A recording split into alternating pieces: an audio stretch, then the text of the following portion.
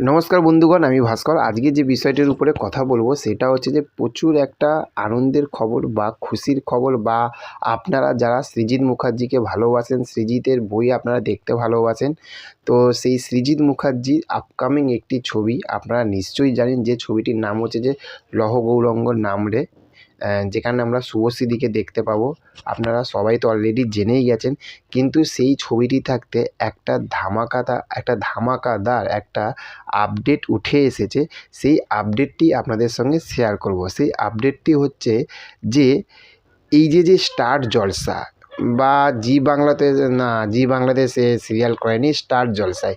এই স্টার জলসায় এখনও পর্যন্ত সে সিরিয়াল করছে অনুরাগের ছোঁয়া, মানে সূর্য। তার অরিজিনাল নাম হচ্ছে যে দেবজ্যোতি। আপনারা সবাই কম বেশি তাকে সবাই জানেন। তো সেই ছোট পর্দা থাকতে সে কিন্তু এইবার বড় পর্দায় কিন্তু পা দিতে চলেছে, এবং কার সঙ্গে? সেটা হচ্ছে কিন্তু সৃজিত মুখার্জির সঙ্গে।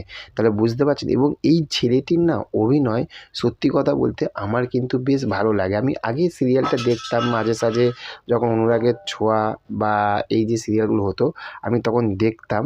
তো এর যেরকম কমেডির যে টাইমটা সেটা যেরকম ভালো, এবং এর মধ্যে না অভিনয়ের যে সত্তাটা, ও কিন্তু পুরো সিরিয়াসভাবে কিন্তু অভিনয়টা করে। ওর অভিনয় দেখতে সত্যি বেশ ভালো লাগে।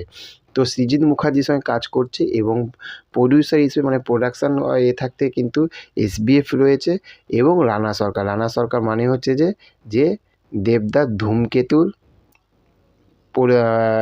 প্রডিউসার। তা বুঝেই যান যে একটা ধামাকা কিছু হতে চলেছে।